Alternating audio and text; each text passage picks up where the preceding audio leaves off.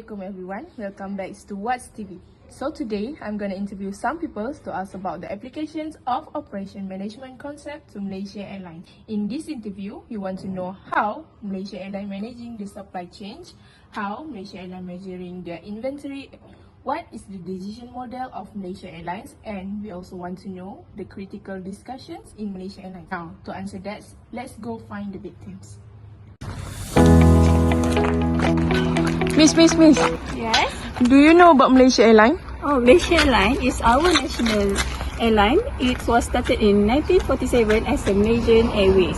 It was joint venture between Malaysia, Singapore and British. Now it's part of Malaysia Aviation Group or MAG, fully owned by our government to more than 50 cities worldwide and the HQ in KLIA. In 2014, they faced big challenges like MSS327 and MSS327 really affected the company. They also faced the COVID-19 issues in 2019. But they didn't give up. They restructured, went digital and rebuilt trust. Now they are known again as a great service and Malaysian hospitality. They also focus on sustainability and they even have a Sharia advisory board for Haji and Umrah flight. Malaysia Airlines isn't just flying, but it also bringing Malaysia to the world. That's all I know. Okay, thank you, Miss. Thank you.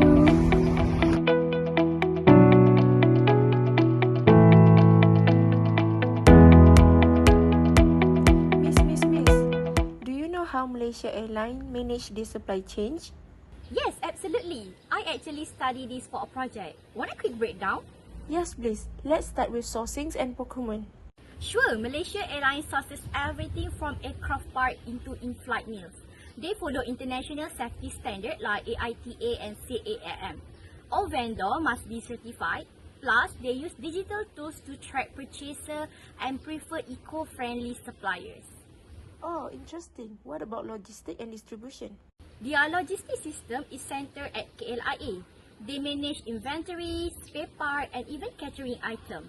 Real-time tracking and partnership with 3PL providers help them deliver part and cargo on time, especially during urgent situations. Wow, that sounds very efficient. What about the relationship between the suppliers? Very strong. They form long-term partnership with key players like Rolls-Royce and Airbus. Suppliers are monitored through audits and performance-based contracts. Malaysia Airlines also support local vendors to help them meet international standards. Impressive. Is there any special strategies that they use? Yes, they apply lean and just-in-time method, especially in maintenance, where timing is everything. Plus, they focus on sustainability by cutting carbon emission, using green supplier and reducing waste. Wow, thanks for the insight. Who knew that traveler would know so much? Haha, always ready for takeoff and takeoff. Bye. Miss. What do you think about mass inventory?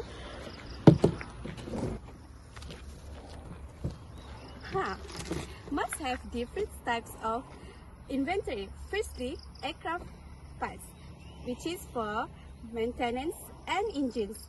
Next, must also have in-flight items, which is for foods, drinks and blankets. For the control techniques, must use a tracking system like barcodes and RFID tags. For example, they scan parts using handheld scanners to check stock. They also use a digital system like MOS to track inventory. For forecasting models, they use historical data to see how often parts are used or replaced. This helps them predict when to order new parts before they run out. And the next is, they also use seasonal forecasting, like during school holidays or Hari Raya. MAS can prepare more foods, drinks and in-flight items.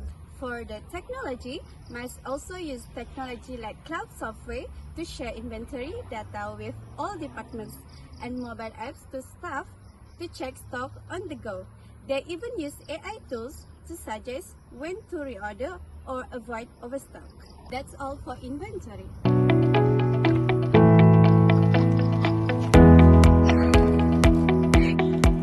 Miss. Yes. What do you think about Malaysia Airlines decision making? In the airline industry, making good decision is very important. For Malaysian Airlines, every day they have to decide things like which routes to fly, how many flights to offer, or how to manage their crew and aircraft. So, these decisions can be affected by many things like customer demand or even weather or travel rules. So, because of this, they can just guess. They need a proper models to help them make a smart choices. One model they use is decision tree. This is like a flowchart that shows different choices and what might happen. So for example, if they want to start a new flight route to Istanbul, they can use a decision tree to compare the possible outcomes. So like high or low passenger demand. So and see which option is best. So this can help them reduce any risk and choose the option with the best expected result. Malaysian Airlines also use simulation and optimization tools. Simulation help them test what happens if price change or if more passengers travel during holidays. Optimizations help with things like crew. In short, these decision-making tools help Malaysian Airlines run better. They make it easier to plan ahead, reduce costs, and also give good service to passengers even when things are uncertain. That's all. Okay, thank you, Miss.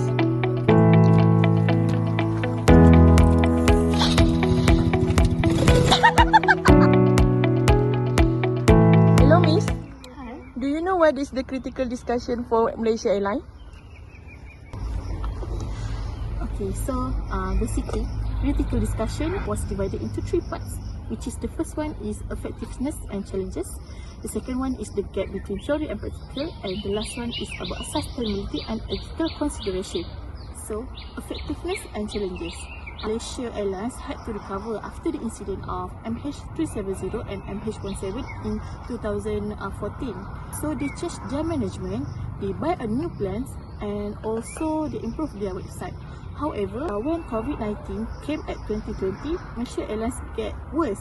The flight has stopped and they lost about 90% of their passengers. So they need to cut their salary and let go of many workers. That it was very hard to recover because people really scared to fly, and also they need to compete with another airlines company. Next is for the gaps between theory and practical. In theory, using digital system and rebranding should help customer experience.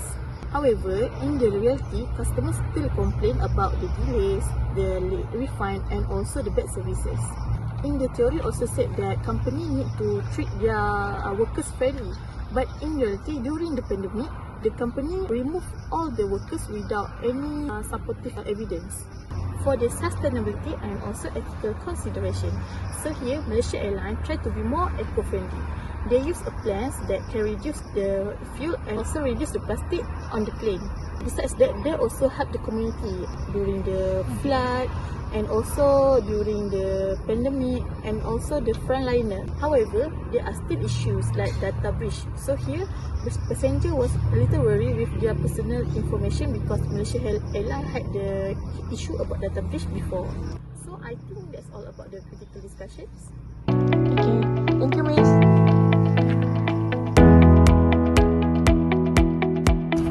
So, after all the interviews, the conclusion that I can make is Malaysia Airlines has improved a lot from the past 78 years since it has been launched in terms of technology, products, and service.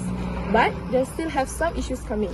So, the suggestion that I can give to Malaysia Airlines is to improve service consistency by providing regular training to all staff and focus for both technical and soft skills.